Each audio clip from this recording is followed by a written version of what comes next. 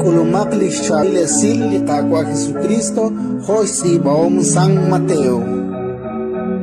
Tohanak le Jesús kiok chis ospalep chikau litenamit barkuikish panuna bal satbat oleh.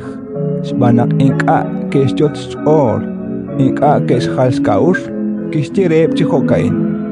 Ra Jalil Saben at Korazin, Ra Jalil Saben at Betsaida.